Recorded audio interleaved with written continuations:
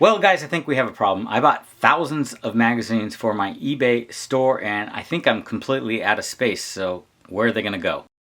Luckily, we sold a lot of items over the weekend. We're about 40 sales, so we're gonna go over some of those today, and then I'll show you my space issue and all the magazines I bought. Most of those magazines are upstairs because I have no room to set them right now down here. So we'll take a walk upstairs. I'll show you my death pile of magazines. Okay, so here's my death pile upstairs in my living room. I already had boxes still from the last clean out that we did, and then I did this big Facebook Marketplace deal. These are all crates of hot rod and different car magazines, about stacks of 9 high right here, some more right here in this box, and also we have another box full right here. Now back downstairs, we got more magazines right there, stack there, some more I've been working on.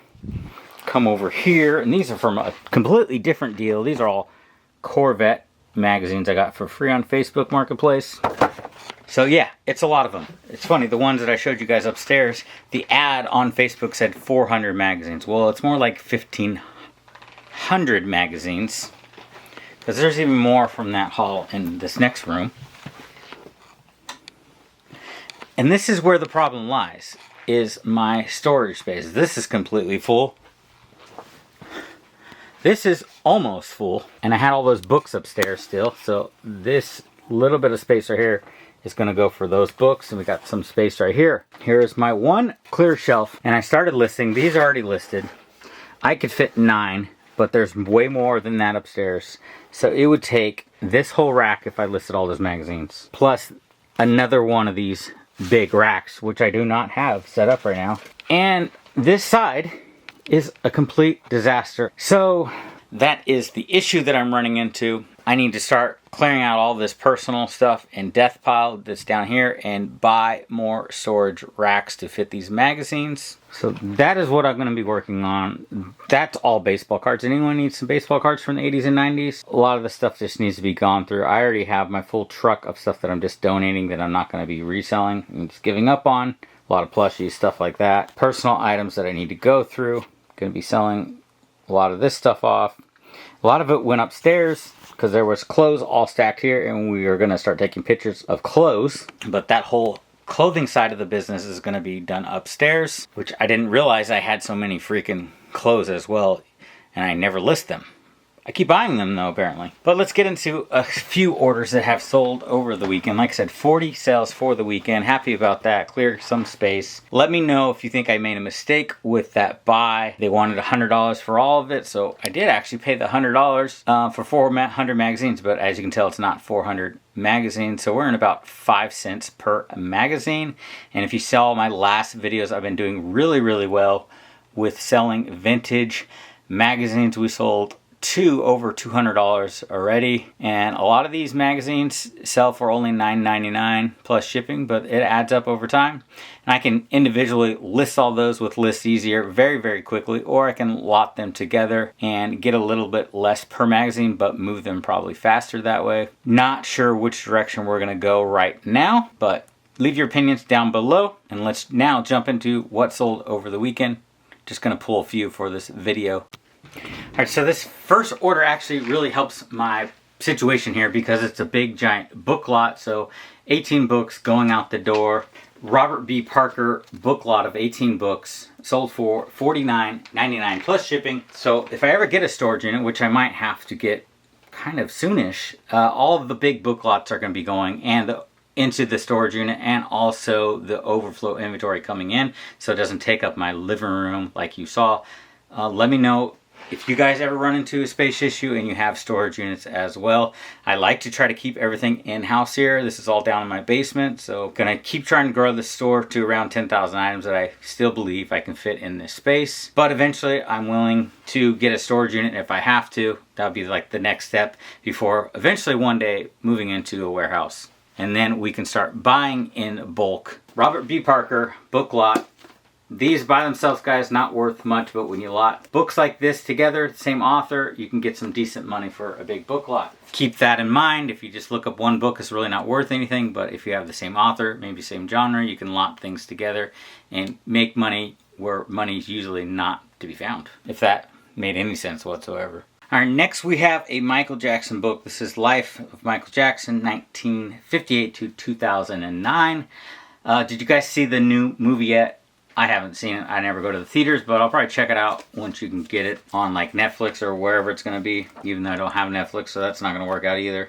I don't know. If you saw it, let me know if it's any good. Michael Jackson book sold for $14.99. I had to go upstairs and show my daughter the Michael Jackson book, so she's like super been obsessing over Michael Jackson and listening to all the Michael Jackson hits on Spotify. She gets to check out that book before I pack it up. All right, next we have a Virginia Woolf book.